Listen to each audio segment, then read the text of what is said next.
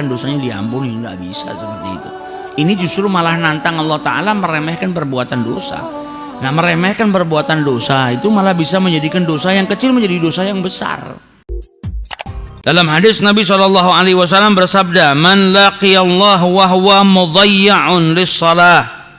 Barang siapa yang kelak berjumpa, berhadapan dengan Allah Subhanahu wa Ta'ala, dan dia itu meninggalkan sholat-sholatnya semasa di dunia, banyak sholat yang dia tinggalkan, lam ya'ba Allahu bi syai'in min hasanatihi, maka kebaikan-kebaikan yang lainnya itu tidak akan diberikan imbalan sama Allah. Karena apa? Sholat yang merupakan tolak ukurnya ini yang menjadi hati. Kalau baik, maka seluruh amalnya akan menjadi baik. Kalau rusak, seluruh amalnya akan menjadi rusak. Datang kepada Allah bawa banyak amal hasanat, tapi nggak bawa sholat, sholatnya nggak dikerjakan. Nah, ini hati-hati. Kita aja sebagai manusia kan kadang seperti itu. Ada orang sama kita mungkin ada perbuatan-perbuatan baik yang kecil-kecil, tapi saking banyaknya perbuatan maksiat yang dia lakukan besar, tiap hari nyakitin kita. Ini orang permisalan, pernah bunuh keluarga kita, pernah ngerampok rumah kita. Jadi pernahnya ini semua yang besar-besar. Tapi dia juga punya kebaikan, tapi kecil-kecil, tidak kelihatan akhirnya kebaikannya, ketutupan dengan kejahatannya.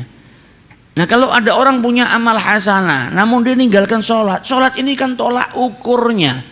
Yang ditanya sama Allah pertama kali ketika kita wafat, sholat.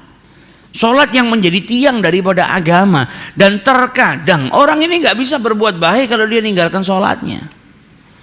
Bisa jadi perbuatan baiknya bukan lillahi ta'ala, bisa jadi perbuatan baiknya ada embel-embelnya, karena haknya Allah tidak dia tunaikan.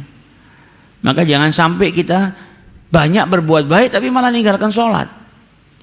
Kewajiban itu kan ibarat kita pakai celana. Amalan sunnah ibarat sabuknya, memperkuat daripada celana kita supaya nggak melotrok lah.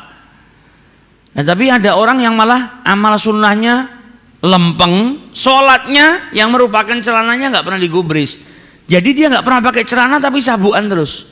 Lah kan lucu. Kalau celananya nggak ada, fungsi sabuk nggak ada manfaatnya kau pakai sabuk kau nggak punya celana. Tapi ketika engkau pakai celana, supaya amal wajib ini yang diibaratkan seperti celana tadi, celananya nggak melotrok, amalan yang kau kerjakan ini nggak hilang, istiqomah kau butuh perekat, apa sunnah-sunnahnya kau kerjakan. Nah, kalau wajibnya ditinggal, sunnahnya malah dikerjakan. Nah, ini lucu.